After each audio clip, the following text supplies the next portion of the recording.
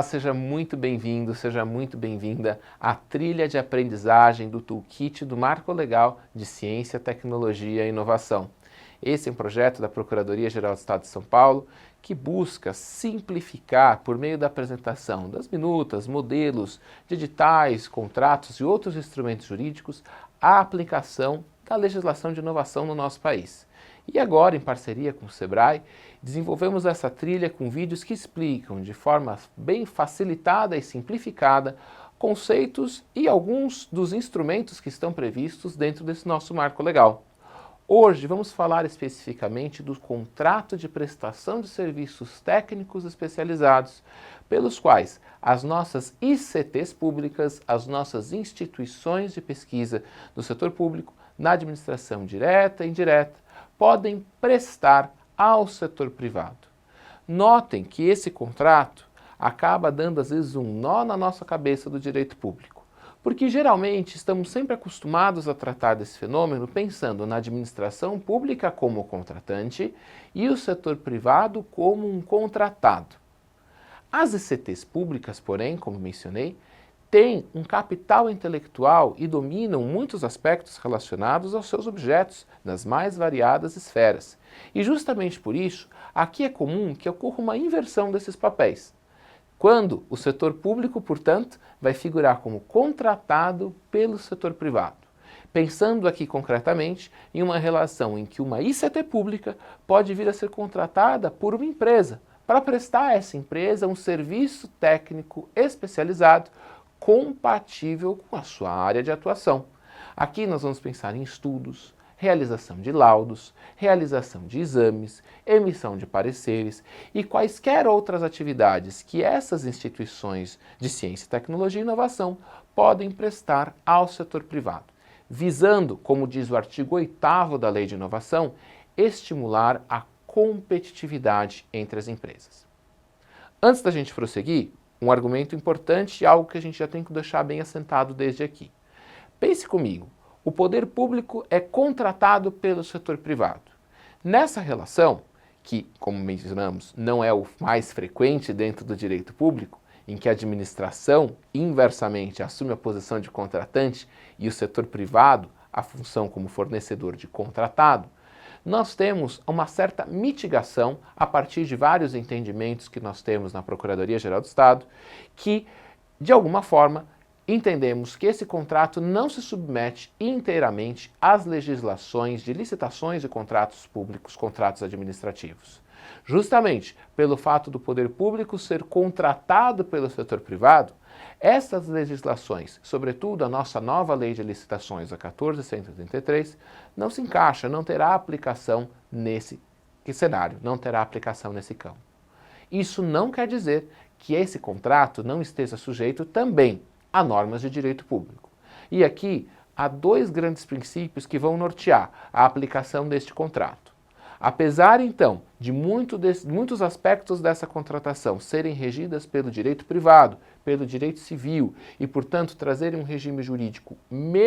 com menor incidência do direito público, vamos ter aqui regras importantes quanto à publicidade e à impessoalidade. Se o poder público, pelas ICTs, prestará serviços ao setor privado, é importante, por questões de lei de acesso à informação, que esses contratos sejam, de alguma forma, objeto também de transparência, lembrando, claro, da importância da preservação de informações protegidas por segredo industrial e outras exceções que permitem resguardar o sigilo em algumas hipóteses.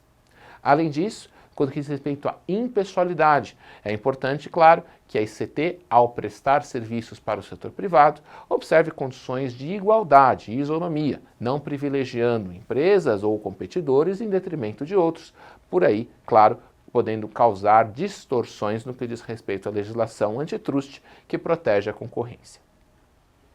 Existem algumas diferenças importantes entre o contrato de prestação de serviços técnicos especializados e o acordo de parceria para pesquisa, desenvolvimento e inovação, o chamado acordo para PDI.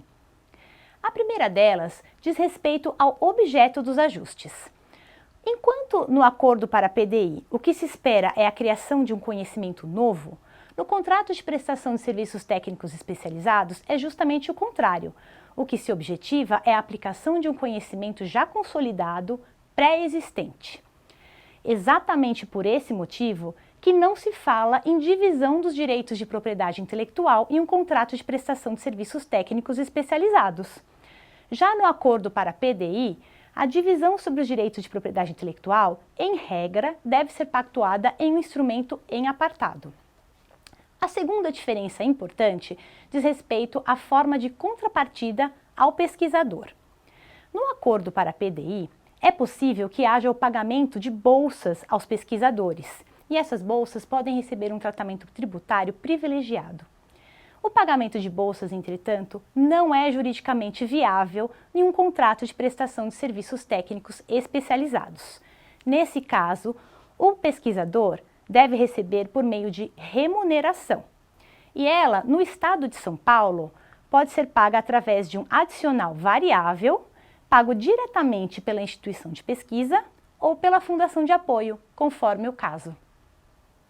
A prestação de serviços técnicos especializados por ICTs é uma hipótese bastante frequente na realidade de muitas instituições públicas de pesquisa em nosso país. Justamente por ser objeto de uma contratação que acaba sendo bastante frequente, embora seja pouco explorada pelo direito público,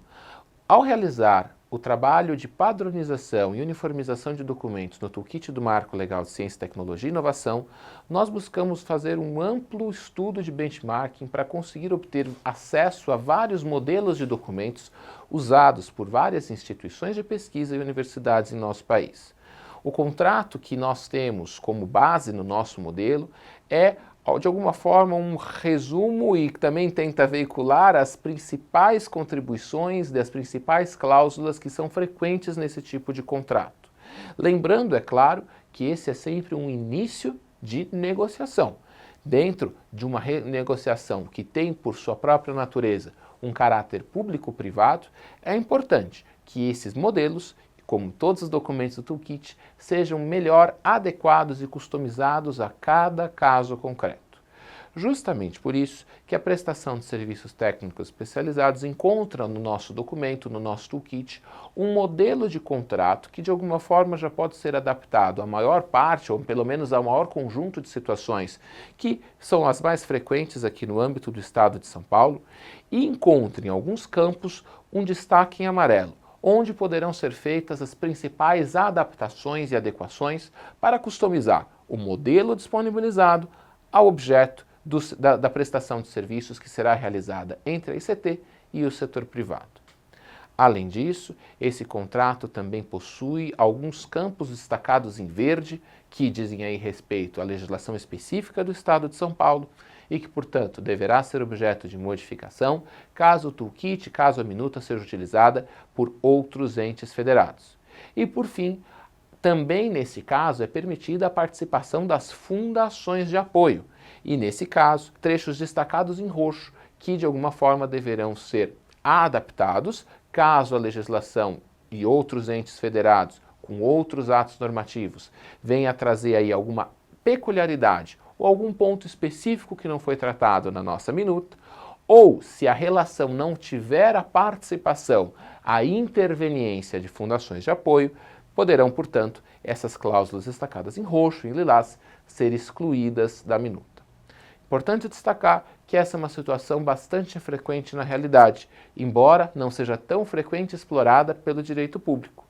E por conta disso, a adaptação e a customização vão ser muito importantes em cada caso. Por esse motivo, sempre consulte o órgão de consultoria e assessoramento jurídico que de alguma forma auxilia a sua ICT, auxilia o Núcleo de Inovação Tecnológica a realizar essa adaptação, deixando, na forma mais completa possível, o documento adequado às peculiaridades do negócio que vai ser explorado e também adequado a todas as normas de direito público e de legalidade que devem ser observadas nessa relação jurídica. Conforme visto nesse vídeo, as ICTs possuem autorização legal para prestar às empresas e outras instituições públicas ou privadas serviços técnicos especializados que sejam compatíveis com a Lei de Inovação. É o caso, por exemplo, da emissão de laudos, pareceres, ensaios e exames que envolvam a expertise e as áreas de competência daquela instituição de pesquisa, colocando então o seu conhecimento e a capital intelectual a serviço do setor produtivo, buscando um aumento da competitividade das empresas. Note que aqui é possível que o público seja contratado pelo setor privado, e essa é uma relação jurídica que a princípio não está abrangida pelas leis de licitação, mas que sofre a incidência de algumas regras do direito público para garantir em especial a impessoalidade e a publicidade. Além disso, vimos também que os contratos de prestação de serviços técnicos especializados, em geral, não envolvem a geração de conhecimentos e a nova propriedade intelectual, e por isso se diferencia também do Acordo de Parceria de Pesquisa, Desenvolvimento e Inovação, celebrado, por exemplo, com uma empresa.